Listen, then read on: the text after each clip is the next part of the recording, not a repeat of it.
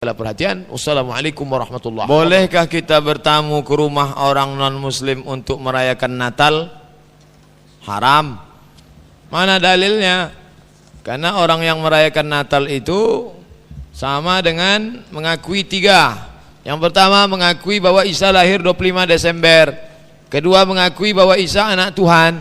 Ketiga mengakui bahwa Isa mati di palang salib. Maka tak usah diundang pun tak boleh datang. Apabila ketika kita menjadi masbuk dalam sholat fardu, apa perlu takbiratul ihram atau tidak? Tetap takbiratul ihram. Kalau masbuk karena mau cepat-cepat ditengoknya orang sudah ruku, maka dia tetap takbiratul ihram. Allahu Akbar, baru takbir intiqal. Takbir itu dua, satu takbir ihram, satu takbir intiqal. Kalau hanya takbiratul ihram, tidak takbiratul intiqal, maka tak sah salat.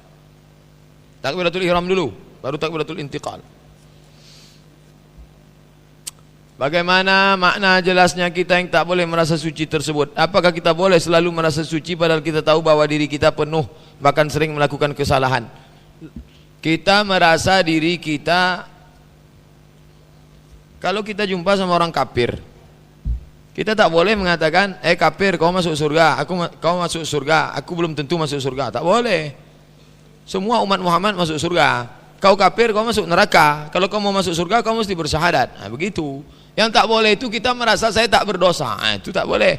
Makanya ketika melihat orang kafir, oh ini si kafir, mungkin nanti dia bertobat, dia bisa masuk surga. Itu maknanya. Jadi yang maksud tak boleh merasa suci, tak boleh merasa diri kita ini suci. Tapi di hadapan orang yang kafir, kita mesti yakin, saya ini umat Muhammad, saya masuk surga. Dan kamu kalau mau masuk surga, kamu mesti bersyahadat. Mesti bersyahadat. Asyhadu an la ilaha illallah wa asyhadu anna Muhammadan Rasulullah. Ada ustaz-ustaz lain mengatakan, kalau ada orang meninggal, tidak boleh memperingati 3 hari, 7 hari, 40 hari. Kalau ada undangan, jangan pergi, supaya tradisi ini hilang. Karena tidak ada orang datang.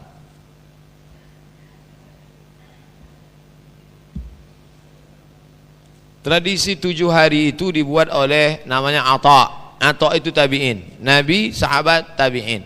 Tabi'in itu salaf. Jadi tradisi 7 hari itu tradisi salafus saleh. Kalau mau buat ya buat aja.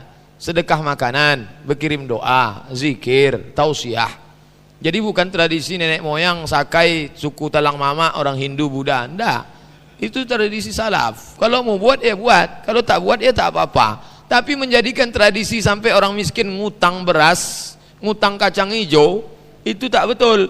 Bapak-bapak yang pengurus BSKM, Badan Sosial Kematian, maka kalau ada yang miskin susah kasih tahu dia, kamu jangan ngutang. Nanti malam kami insya Allah bawakan kemari. Apa yang bapak bawa? Insya Allah aqua gelas adalah agak 2-3. Jangan sampai orang tradisi sampai mengutang gara-gara itu. Aslinya kita bawakan makanan. Isna'u ta'aman li ali Ja'far. Bawakan makanan untuk keluarga Ja'far, karena kematian Ja'far sudah membuat keluarganya susah. Jangan lagi kita datang membuat dia susah. Tapi kalau ada orang kaya mau sedekah makanan, bagus. Jangan sampai tak dimakan, karena sedekah untuk orang mati sampai.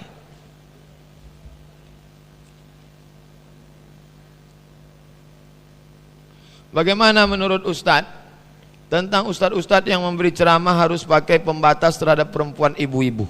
Ya bagus. Pembatas untuk mencegah ikhtilat mesti ada pembatas. Kalau tidak mau pakai pembatas begini, cara susunnya lain, laki-laki di depan, perempuan di belakang. Pakai pembatas juga supaya perempuan laki-laki tak mandang-memandang. Bahkan di pesantren di Simpang Bingung ke sana, pesantren Al-Fadlah itu musolanya dibagi 2, musola laki-laki, musola perempuan. Saya tanya pimpinannya, ini kok musola bagi 2? Pernah kami satukan lain bunyi amin yang laki-laki itu Pak Ustaz? Waladhalin amin. Dia mau ngasih tahu ke yang belakang, abang sholat nih.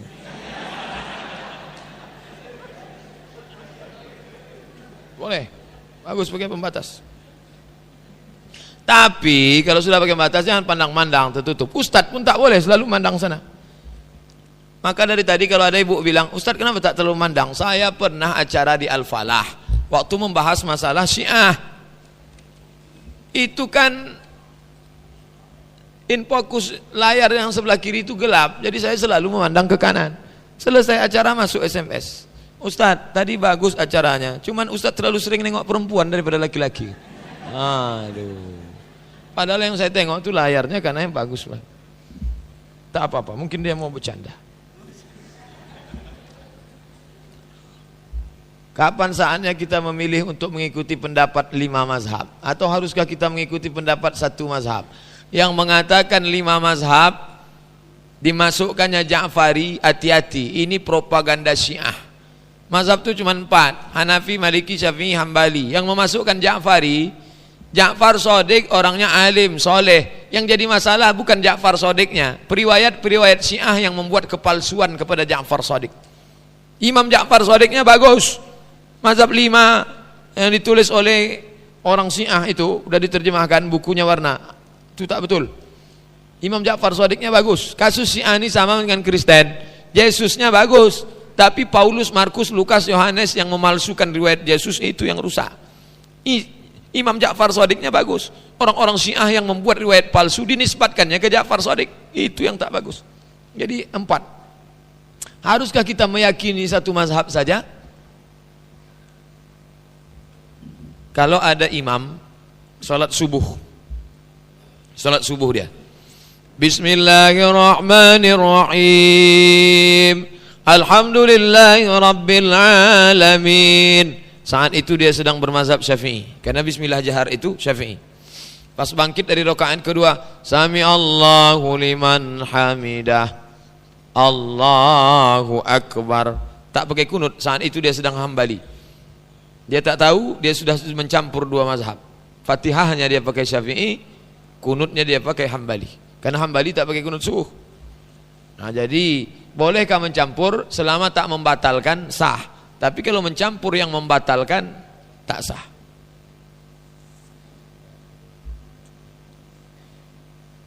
Surat An-Nur ayat 60, artinya wanita-wanita tua berhenti haid, tidak mengharapkan akan kawin lagi, maka mereka tidak berdosa menanggalkan pakaian dengan tak memperagakan perhiasannya, dan berlaku sopan adalah lebih baik bagi mereka. Apa yang dimaksud dengan pakaian luarnya? Maksudnya perempuan-perempuan yang sudah tua, yang kira-kira tak membuat orang bersyahwat, maka dia boleh membuka, tidak seketat perempuan yang biasa. Jadi tidak terlalu ketat. Kalau dia yang lain itu ketat sampai kemari, mungkin dia agak terbuka sedikit. Itu maknanya. Karena udah keriput, udah longgar udah. Orang pun menengok. Tapi hati-hati, dunia ini udah mau kiamat. Banyak juga anak lajang bernafsu nengok nenek-nenek. Nama penyakitnya Oedipus kompleks. Justru dia bersahwat nengok nenek-nenek. Kau nampaknya anak gadis, dia cuek aja. Nampaknya nenek menitik air dia. Nah, jadi ibu-ibu tetap tutup aurat. Tapi kalau ibu di rumah mau nyiram bunga, tak perlu ibu sampai nyiram bunga, takut nengok siapa nengok tangan saya ini. Itu maksudnya. Bagaimana hukuman bagi pemuda-pemuda yang melakukan zina dengan pacaran yang berlebihan? Apakah ada pula pacaran berlebihan? Apakah dicambuk 100 kali juga Pak Ustaz? Pacarnya belum sampai hubungan suami istri. La tatabi'u khutuwatis syaitan. Jangan kau ikut langkah-langkah setan. Setan tak pernah ngajak berzina. Apa kata setan? SMS saja dulu. Jadikan aja friend dulu. Update status saja dulu. Langkah. Pertama, nazratun, pandangan. Habis pandangan, fasalamun, say hello. Yang kedua, fakalamun. Selanjutnya, famau'idun. Selanjutnya, faliqa'ud. Pandang, salam, ngomong, janji, ketemuan, terjadilah apa yang terjadi. 2-3 kali makan bakso, karaoke, selesai, tamat riwayat. Jangan mulai. Kalau memang betul mau serius, ta'aruf, kenal baik-baik, jujur apa adanya, kasih tahu dia, dek, abang tak bisa membahagiakan kau dengan materi, tapi insya Allah akan kupinang kau dengan bismillah. Baik-baik, insya Allah. Kalau suka bilang, jangan sampai cinta dia awak kawin di orang. Bagaimana sikap seorang anak jika berbeda agama dengan orang tuanya sendiri? Selama di saat yang tanah perkumpulan keluarga, mau tak mau anak tersebut harus ikut.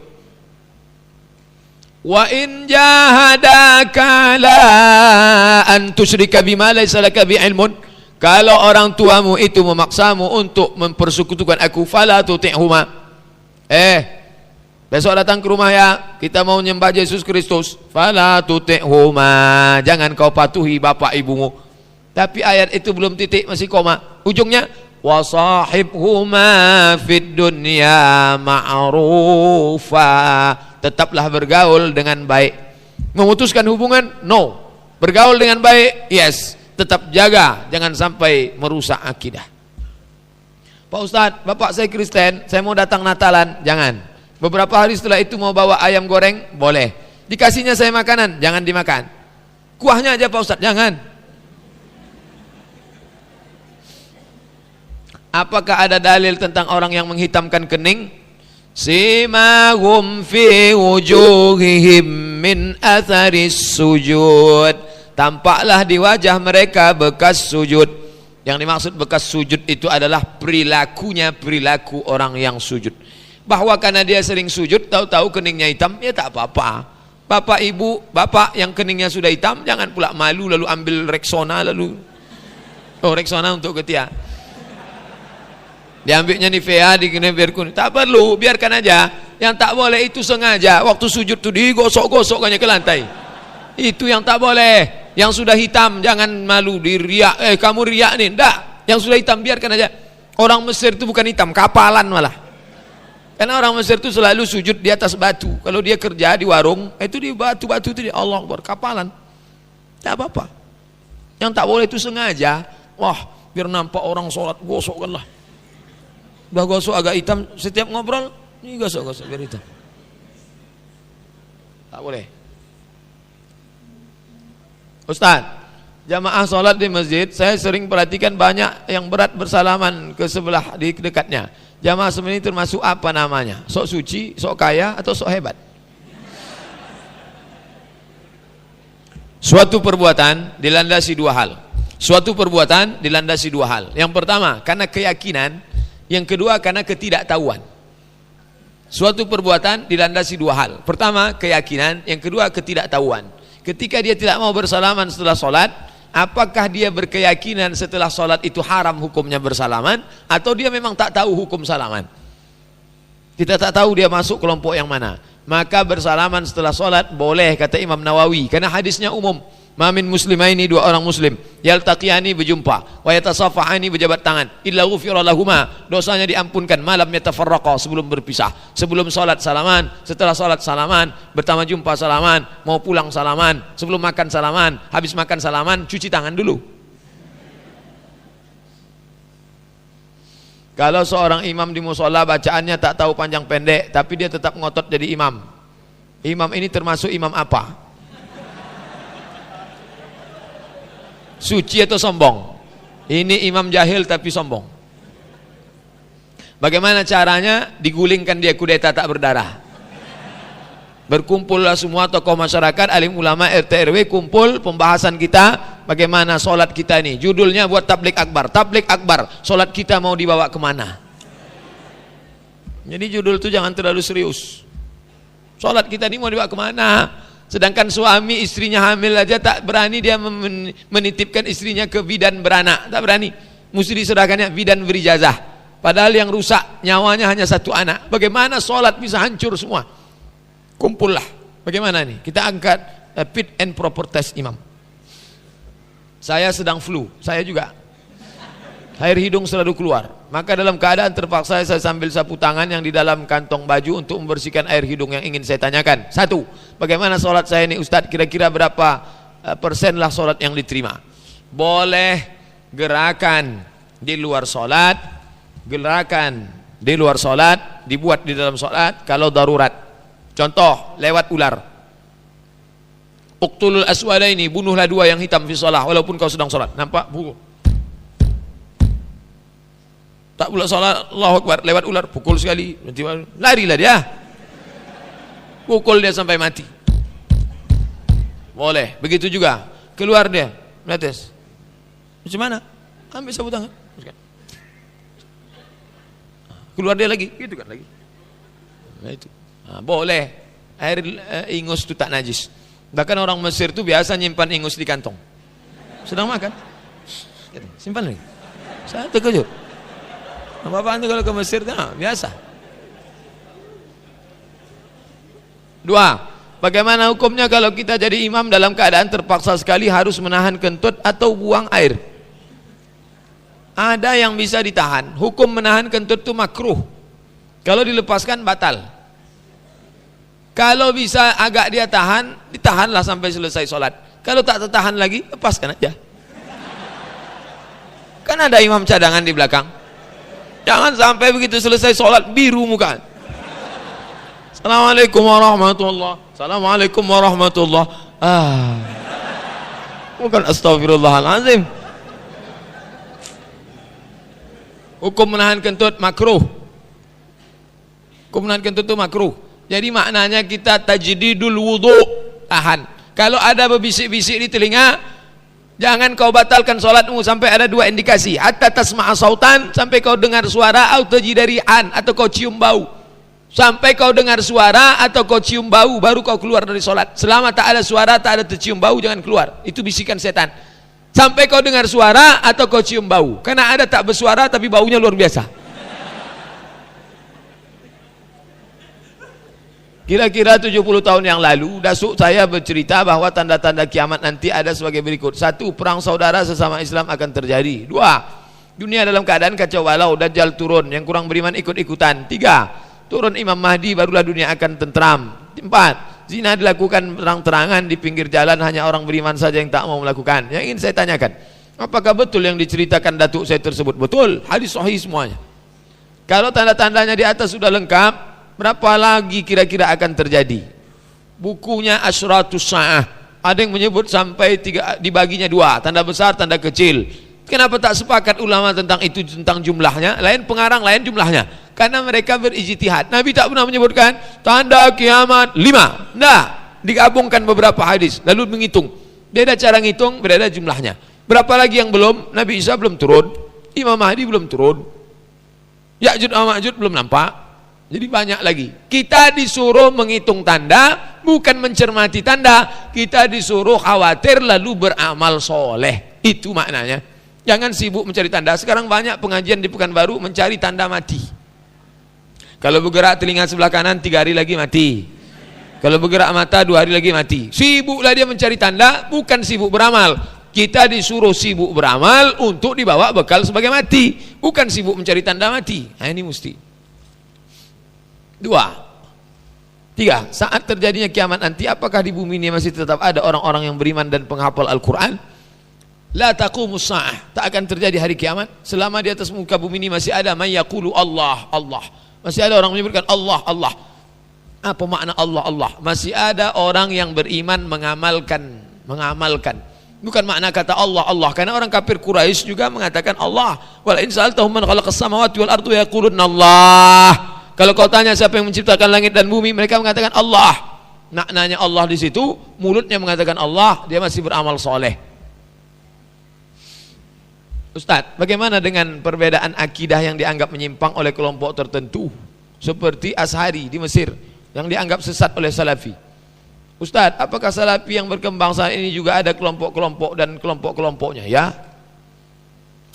Ash'ari mentakwilkan Ar-Rahmanu 'alal 'arsy istawa, Allah duduk di atas arasy. Itu kan ayat kalau dipahami membingungkan.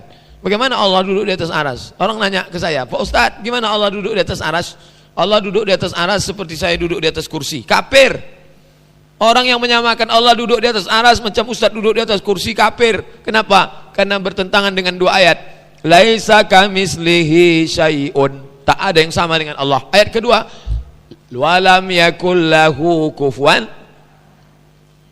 Lalu bagaimana? Maka salaf dulu 2 tradisi.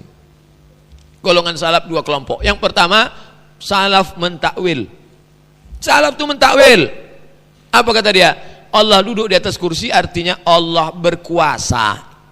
Doktorandus Haji Herman Abdullah duduk di atas kursi wali kota 2 periode. Apa duduk aja dia?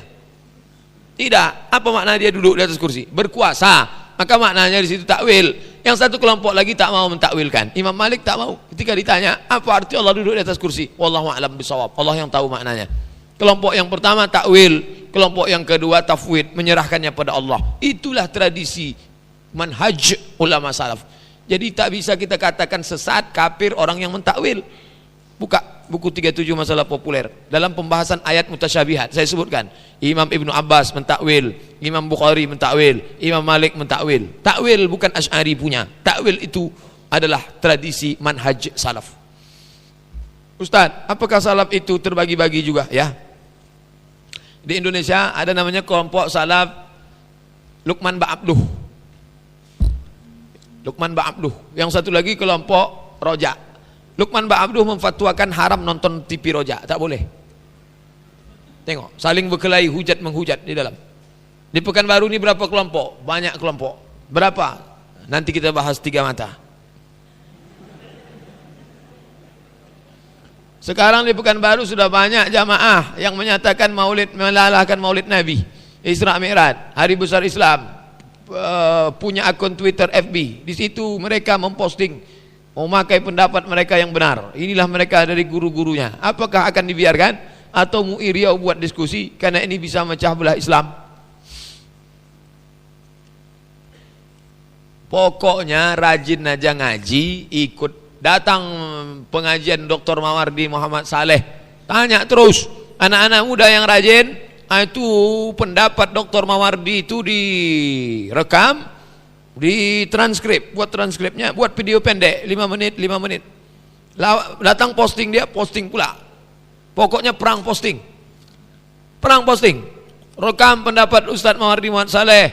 Kenapa Ustadz Mawardi? Kenapa tak Ustadz Abdul Somad? Abdul Somad tak pernah di Madinah, ilmunya cetek. Mawardi Muhammad Saleh 13 tahun di Madinah, doktor. Abdul Somad LCMAG, lagi cemas mencari anak gadis. Ini yang doktor. Panggil pendapat yang doktor-doktor. Doktor Mawardi Muhammad Saleh, Doktor Mustafa Umar, Doktor Fulan. Buat. Sekali dia posting, lawan 2 posting, 3 posting, perang posting di situ. Jangan caci maki di internet. Posting. Saya tengok anak remaja kita mulai rajin posting. Entah bacanya, entah tidak, Allahu a'lam. Yang penting dia posting.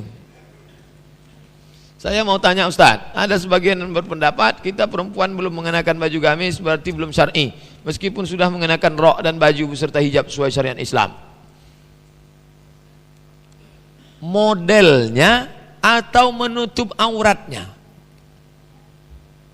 Modelnya atau menutup aurat? Pernah Nabi, hai orang-orang beriman, pakailah gamis, menutup aurat.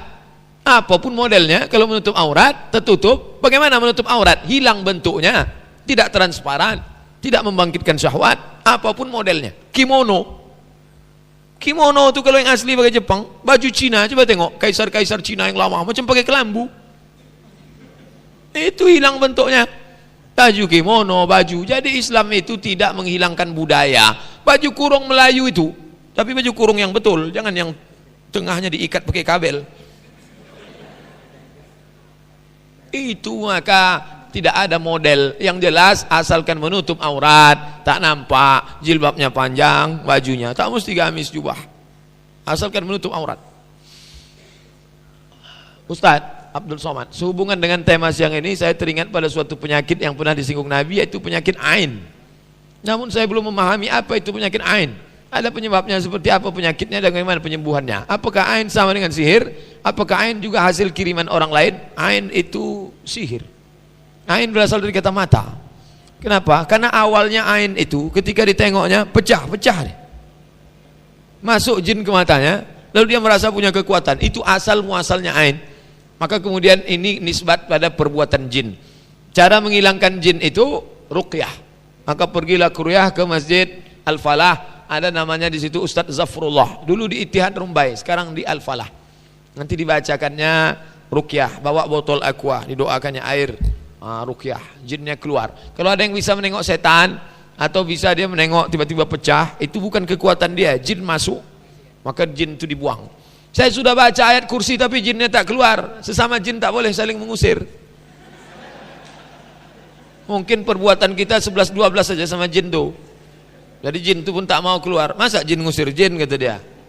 Kebetulan Ustadz itu orangnya soleh, ibadahnya banyak. Jadi ada namanya Syekh Abdul Salam Bali, menulis kitab As-Sarimul Battar, diterjemahkan oleh adik Dr. Mustafa Umar, Ustadz Masyhuri Umar. Syekh Abdul Salam Bali itu tak perlu dia baca ayat. Kalau ada orang kerasukan di situ, dia batuk aja sini jinnya keluar. Keluar jinnya. Begitulah hebatnya dia. Apa indikator sombong? Karena ada beberapa orang mengatakan justru yang tidak memendekkan celana itulah yang dianggap sombong. Sombong itu apa? Sombong itu dua. Yang pertama, ghamtun batarul haq, menolak kebenaran. Batarul haq, menolak kebenaran, itu sombong. Ada orang minum tangan kiri, makan tangan kiri. Kata Nabi, kenapa kau tak makan pakai tangan kanan? Aku tak bisa tangan kanan. Padahal bisa, tapi dia menolak kebenaran. Menolak kebenaran itu sombong. Yang kedua, ghamtun nas, menyepelekan orang. Ada orang rameh sopan tapi menolak kebenaran, dia sombong. Kau tak ke masjid? Aduh bapak aja lah dulu, saya tak mau ke masjid. Tapi muamalahnya baik, itu sombong. Sombong dua jenis. Sombong pertama, menolak kebenaran. Sombong kedua, menyepelekan orang. Sekarang banyak orang dua-duanya. Kebenaran ditolak, orang disepelekannya. Bagaimana pendapat Ustadz mengenai Wahabi? Karena beberapa referensi ana menemukan dahulu Abdul Muhammad bin Abdul Wahab pahamnya dulu ditolak oleh ulama-ulama dunia. Wahabi diambil dari kata Muhammad bin Abdul Wahab, maka pengikutnya disebut Wahabi. Tapi karena nama itu sudah terlalu buruk, negatif, maka berganti baju menjadi Salafi. Untuk membuat orang supaya tak lupa, maka disebut dengan Salafi Wahabi. Salafi baju baru, Wahabi baju lama. Menyikapi tentang Wahabi ini ada kelompok yang pertengahan, ada yang ekstrim, ada yang membenarkan sama sekali. Sudah saya bahas dalam buku 37 masalah populer, masalah yang ke-36. Masalah 37 Syiah, masalah 36 Salaf dan Salafi. Ada yang ekstrem, sampai mengatakan Wahabi ini perampok, membunuh orang, asal lain dengan dia pancung kepala. Tapi ada yang pertengahan, di antaranya ulama Al-Azhar. Syekh Atiyah Sokor mengatakan Salafi ini kalau dia tak menyalahkan orang lain, dia masih bisa berdialog. Ini gerakan yang bagus, karena dia membantah TWC, tahayul, bid'ah, khurafat. Bagus. Ada posting yang sangat bagus, saya bacakan. Ada postingan yang sangat bagus dari seorang Salafi, tapi sama saya sangat baik. Sama saya baik betul. Orangnya baik. Ini saya bacakan. Waktu datang dia ke Masjid Al-Falah dulu kita undang, lembut sekali. Judul tulisannya nanti saya postingkan, kritik untuk saudara-saudaraku sesama Salafi. Namanya cari nanti di internet, Muhammad Abdullah Soleh Hadrami dari Malang. Apa bunyi kalimatnya? Kritik untuk saudaraku sesama Salafi. Kita sering mendengar sebuah hadis yang sangat terkenal, umat terpecah 73 golongan, semua masuk neraka, hanya satu golongan yang di surga. Salafi berkeyakinan bahwa satu golongan yang masuk surga itu hanya Salafi saja, yang lain masuk neraka. Menurut kelaikan Salafi, Asy'ari masuk neraka, Maturidi masuk neraka, NU masuk neraka, Muhammadiyah masuk neraka, Habaib masuk neraka, Al-Irsyad masuk neraka, Persis masuk neraka, Jamaah Tabligh masuk neraka, Ikhwan Muslimin masuk neraka. Salafi yang tidak berkeyakinan seperti ini dikeluarkan dari Salafi dan bukan dianggap Salafi lagi.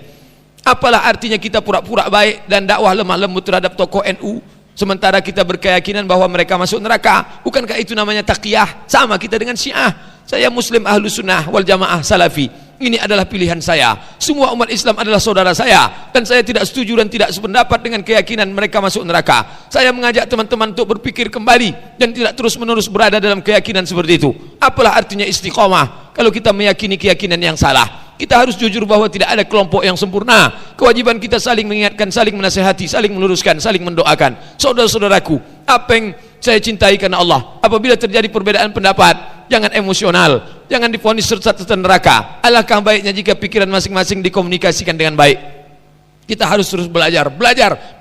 Jangan pernah berhenti dari belajar, karena ilmu adalah ibarat lautan yang tak bertepi. Ya Allah, hanya kepadamu lah hamba mengadu. Semoga bermanfaat. Malang, Sabtu 21 Rabiul Awal 1437, 2 Januari 2016. Hamba Allah yang selalu berharap petunjuk, ampunan dan kasih sayangnya, Abdullah Soleh Hadrami As-Salafi.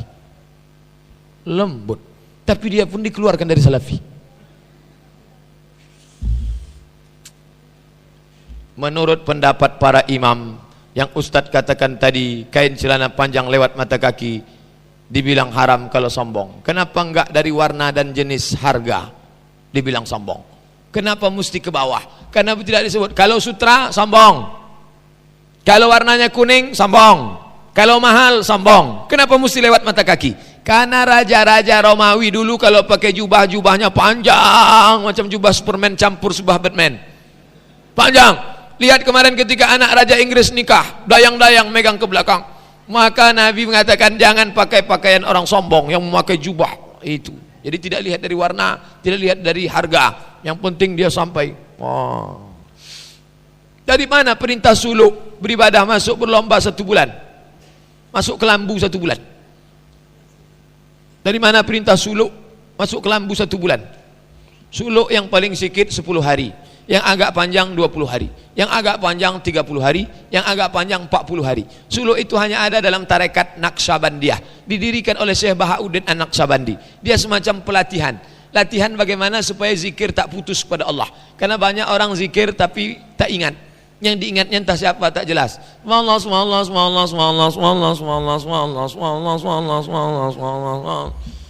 Siapa yang diingat itu? Maka latihan mengingat. Maka suluk itu sama seperti mengingat. Kenapa tak boleh makan daging? Kenapa tak boleh? Karena kalau dia makan daging, libido seksualnya naik. Maka dia makan telur ayam, makan ikan supaya saat libidonya. Itu namanya riyadhah, latihan. Sama macam orang puasa. Bukan seluruh hidupnya tak boleh makan daging, vegetarian. Hanya saat pelatihan itu saja. Kenapa dia pakai kelambu? Karena banyak nyamuk. Dia lebih khusyuk pakai kelambu. Biar dia tak menengok ke sana kemari. Sama macam orang itikaf di Mesir itu pakai khemah namanya, qubbah, kemah. Mereka tak menyebut kelambu karena di Mesir tak ada kelambu. Itu tentang masalah. Jadi dia bukan menambah-nambah agama, metode pelatihan zikir. Bagaimana memasukkan zikir ke dalam hati supaya keluar dari itu zikirnya tak putus. Mau kerja dia tetap zikir, mau di sawah dia tetap zikir, tapi tak bisa mengatakan siapa yang tak bersuluk masuk neraka. Tak bisa. Itu sama metode pelatihan. Bolehkah kita minta diruqyah? Karena dalam hadis disebut 70.000 umatku masuk surga, la yastarqun, tak minta ruqyah. Baca syarahnya. Yang tak masuk surga itu kalau dia meyakini gara-gara ruqyah inilah. Itu yang tak masuk surga. Gara-gara ruqyah inilah saya selamat. Selamat itu gara-gara Allah. Ruqyah itu hanya usaha. Kalau ibu minta ruqyah, tapi keyakinannya bukan karena ruqyah, karena Allah, tetap masuk dalam golongan yang tak dihisab. Jangan takut minta ruqyah. Pergi ke Ustadz Zafrullah, minta supaya diruqyah. Abu Bakar Al-Baghdadi mengajak untuk ikut jihad, mengatakan demokrasi syirik. Siapa yang mengatakan hidupnya tak membaiat kepada sang khalifah maka dia mati jahiliyah. Bagaimana pendapat Islam sebenarnya Pak Ustadz? Mohon pencerahan.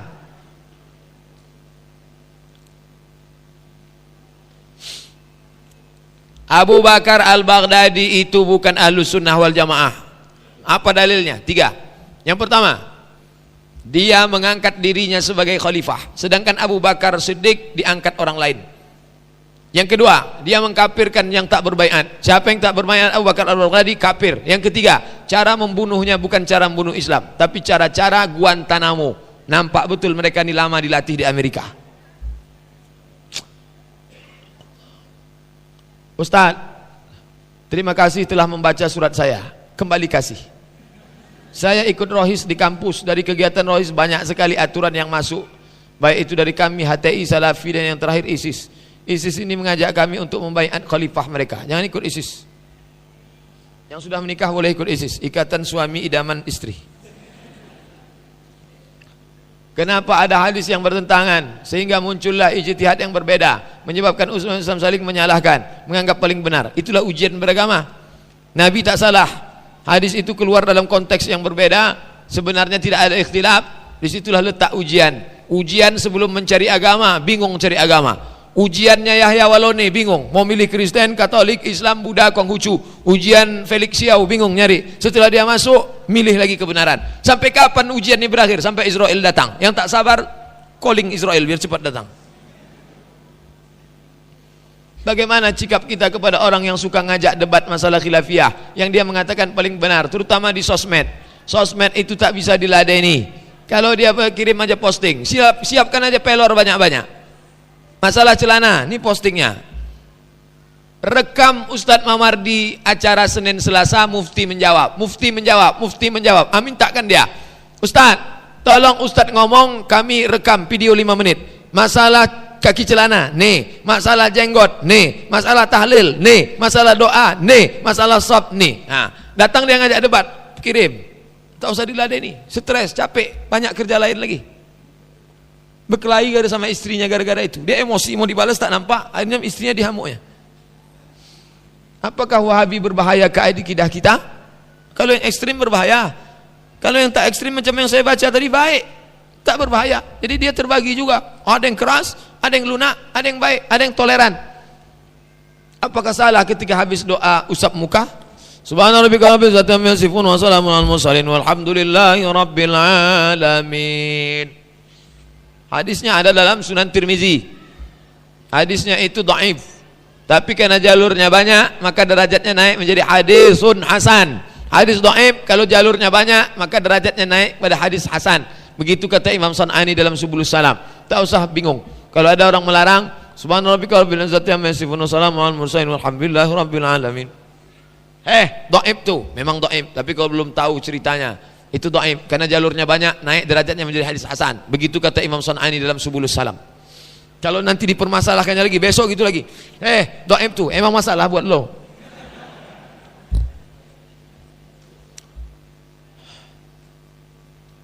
Jadi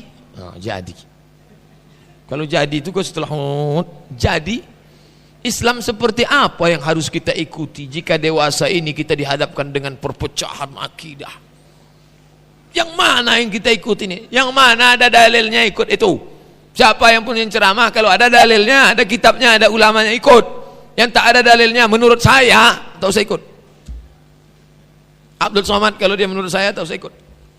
Abdul Somad bukan turun dari langit, Abdul Somad dari Panam. Bagaimana masalah musik?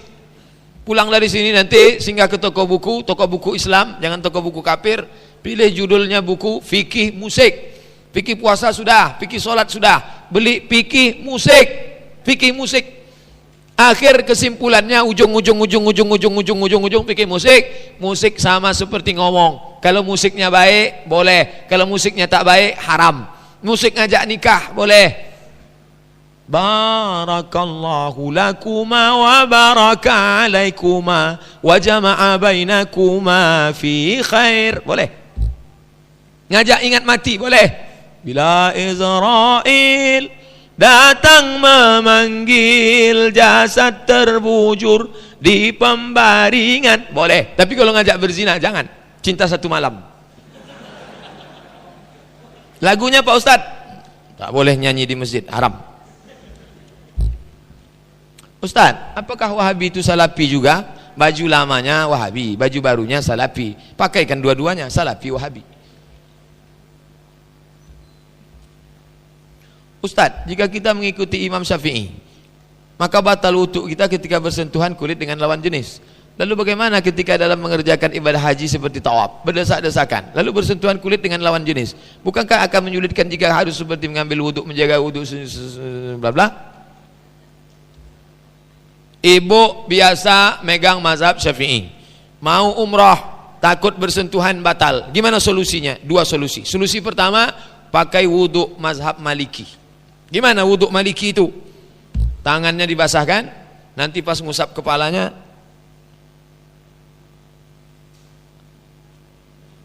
itu saja bedanya. Usap wajahnya sama, ngusap tangan, nyapu tangan sama, pas kepalanya satu kali basah tangan, habis itu kaki siram. Begitu cara wuduknya, nanti waktu bersentuhan tak batal.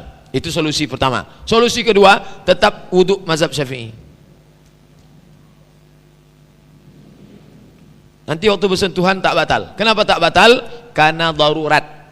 Mazhab Syafi'i pun kalau darurat tak batal, karena tak mungkin tak terpisahkan. Ini dia. Ini tentang masalah. Pilihlah dua, salah satu dari yang dua itu. Membaca Yasin di kuburan, apakah ini termasuk bid'ah? Kalau ada orang mati, jangan ditahan jenazahnya, kuburkan cepat-cepat. Kalau ada orang mati, jangan tahan jenazahnya, kuburkan cepat-cepat. Setelah dikuburkan, bacakanlah Al-Fatihah pada bagian kepala. Ini kepala, baca Al-Fatihah. Wal maghdubi alaihim waladhdallin. Amin. Pada bagian kaki, baca ujung Al-Baqarah. Lillahi ma fis samawati wa ma fil ardi wa in tubdu ma fi anfusikum sampai habis. Hadisnya apa ini? Hadisnya ada dalam kitab Al-Mu'jam Al-Kabir karya Imam At-Tabrani. Status hadisnya hadisun hasan. Inilah dalil boleh membacakan Quran untuk orang mati, baik di kuburan maupun di rumah. Sampaikah pahala bacaan itu? Sampai. Selama ini bapak ibu baca Yasin, ada tak Yasinnya balik lagi? Berarti sampai.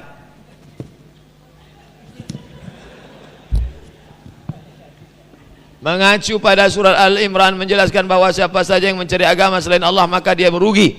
Kenapa banyak orang yang menganut agama selain Islam padahal Al-Quran telah menjelaskan secara benar? Inilah kegagalan kita yang zaman sekarang ini. Dulu ulama masuk ke Sumatera, ulama masuk ke Jawa, Wali Songo ditinggalkannya pulau kecil. Jawa tinggalkannya kecil di ujung. Apa tuh? Bali. Kenapa Bali itu ditinggalkannya?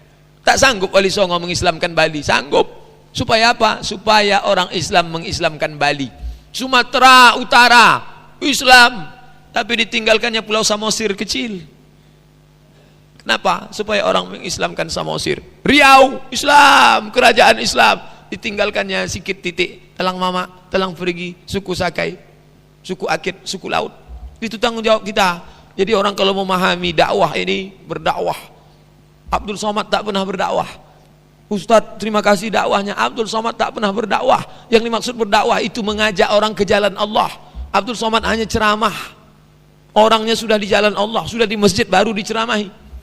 Yang aslinya berdakwah itu datang ke suku Sakai, Talang Mama, Talang Perigi, ngajak mesa. Ud'u ila sabili rabbik, ajak orang ke jalan Allah. Yang berdakwah itu saudara-saudara saya yang di terminal, yang berani nepuk tangan preman yang bertatu besar.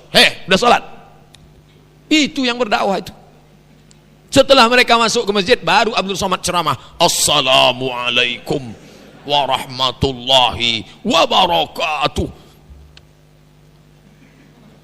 Abdul Somad tak pernah mengajak orang ke jalan Allah. Dalam dunia pertelevisian telah banyak memaparkan film-film yang ternyata bukan film Islam, seperti film India, mengajarkan agama mereka, Buddha, Hindu. Lantas, apakah dengan adanya film tersebut akan mengganggu akidah kita? Pasti. Anaknya dirusak dengan Little Krishna, ibunya dirusak dengan Mahabharata. Jangan tonton, matikan, cari acara lain. Mohon 10 menit lagi kita cukupkan sesi tanya jawab. Lalu kita tutup dengan doa. Masih tebal lagi. Baik, 10 menit. 10 menit ingatkan saya. Yang tak terjawab minta tolong saya titip bawakan nanti subuh Sabtu. Panjang umur, sehat walafiat. Pimpinan organisasi Islam terbesar sering menyampaikan hal-hal yang nyeleneh. Apakah masih dianggap sebagai seorang muslim? Tidak. Orang kalau sudah menyentuh-nyentuh kekafiran-kekafiran, menghalalkan yang haram, tak boleh. Kenapa dia masih bertahan di situ? Duitnya banyak. Dia disokong ini, disokong itu, segala macam. Duit mengatur.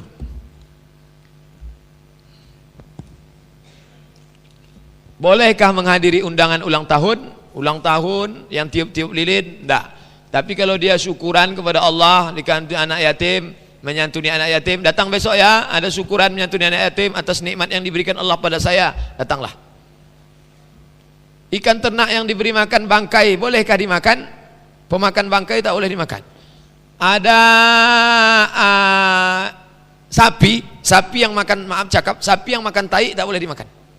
Ada jenis sapi yang pemakan tai tak boleh dimakan. Maka binatang yang makan bangkai itu merusak, tak boleh dimakan. Sekali-sekali makan bangkai tak apa-apa. Dianggap bangkai itu sama macam orang makan jengkol, sekali-sekali tak apa-apa. Tapi kalau dia hobi terus makan bangkai, tak boleh. Dia termasuk kategori buas. Ketika sujud kaki dirapatkan, dibuka saja, berapat atau buka.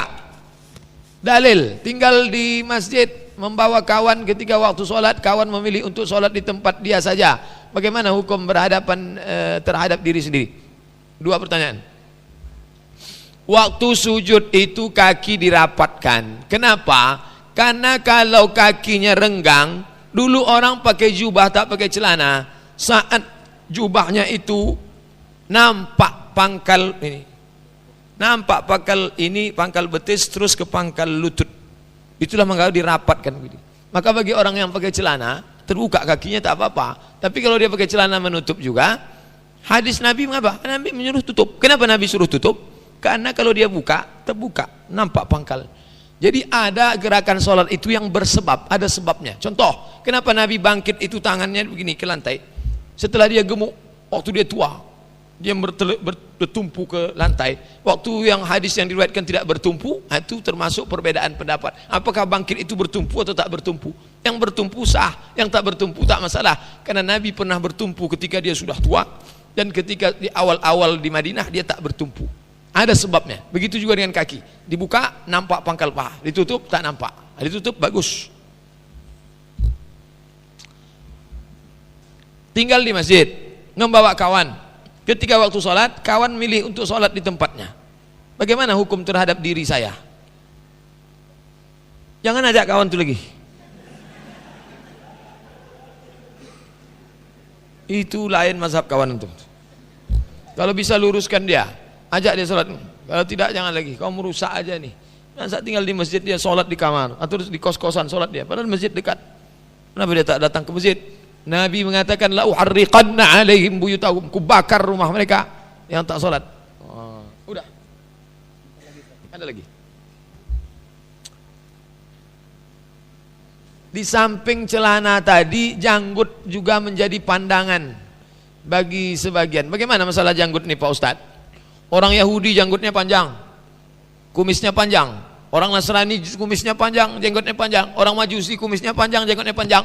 Maka kata Nabi, khaliful Yahud, bedakan diri kamu dengan orang Yahudi. Bagaimana cara membedakannya? Uksus syarib, potong kumis.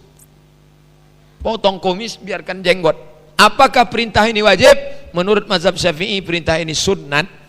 Kalau perintahnya sunat, maka tak wajib. Sebagian mazhab mengatakan wajib. Jadi sunat. Bapak yang sudah berjenggot, bagus. Jangan gara-gara ini cukur jenggot. Ustadz kenapa tak berjenggot? Kenapa Ustadz tak berjenggot?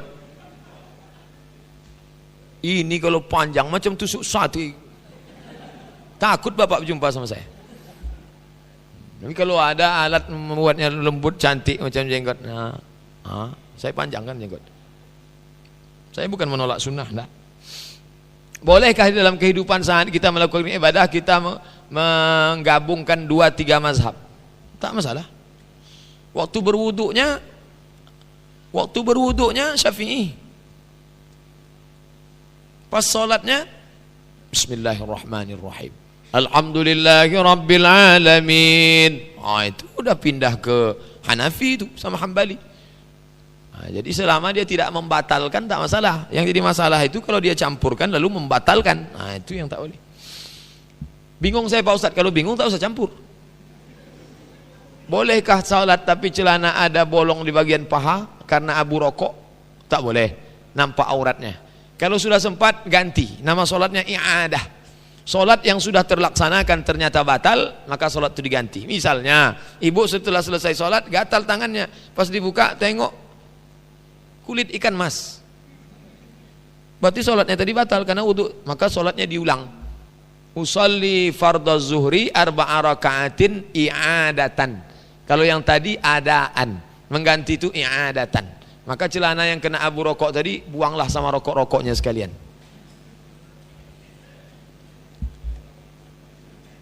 Bagaimana memahami perkataan Ibnu Umar, kullu bid'atin dalalah walau ra'aha an-nasu hasanah. Semua yang bid'ah itu dalalah walaupun dilihat orang sebagai hasanah. Buku saya yang paling panjang tentang bid'ah 70 halaman. Semuanya 444 halaman. Yang paling panjang saya bahas bid'ah sampai 70 halaman. Bacalah selengkap-lengkapnya. Kesimpulan daripada bid'ah itu 5 kata. Kalau tidak ada dalil bid'ah. Kalau tidak ada dalil bid'ah. 5 kata saja. Selama masih ada dalil tak bisa dikatakan bid'ah. Baik dalil umum maupun dalil khusus. Tak ada dalil bid'ah. Fenomena tahlilan untuk peringatan kematian jenazah. Sudah terjawab tadi. Kalau tak mau nyebut tahlilan, tahlilan haram, kirim doa haram, kirim makanan haram, kirim Quran haram, kirim salam. Mana tahu anti dengan kalimat tahlilan. Habis. Baik, terima kasih perhatian Bapak Ibu. InsyaAllah kita jawab pada kesempatan yang lain. Mohon maaf atas segala kesilapan. Yang baik-baik datang dari Allah, yang tak baik dari hamba Allah yang dhaif. Di akhir majlis mari kita berdoa ala hazin niyah. Al-Fatihah. A'udzu billahi minasyaitonir rajim. Bismillahirrahmanirrahim. Alhamdulillahi rabbil alamin arrahmanir rahim maliki yaumiddin. Iyyaka na'budu wa iyyaka nasta'in.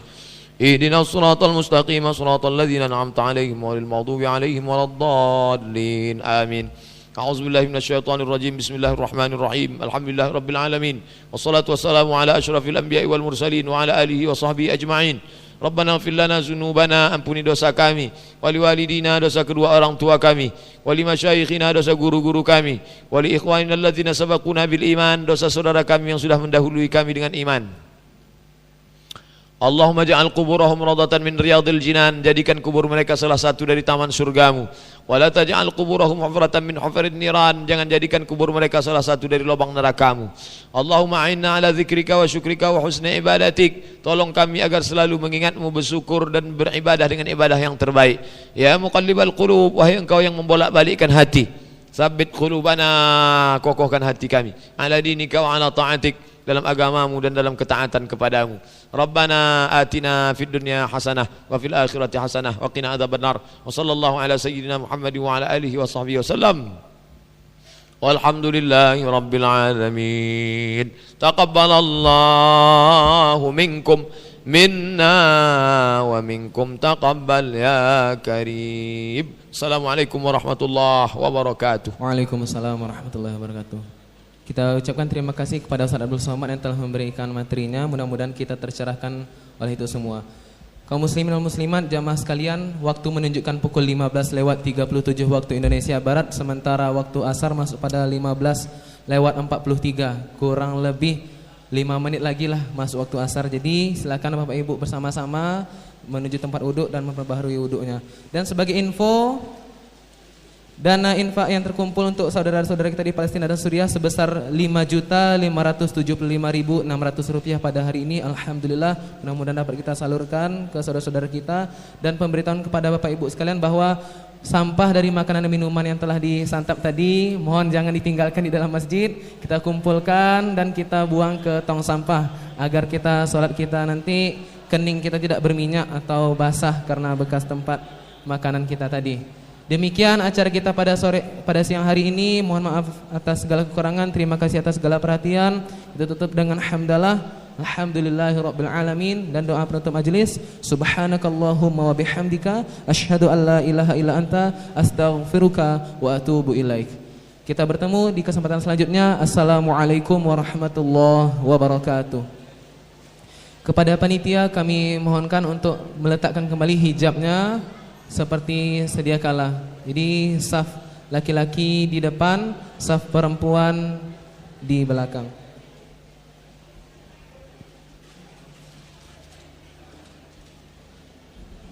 Demikianlah kajian Ustadz Abdul Somad tentang tanya jawab kehidupan. Nantikan kajian-kajian berikutnya hanya di channel Sobat Dunia Akhirat. Semoga bermanfaat. Wassalamualaikum warahmatullahi wabarakatuh.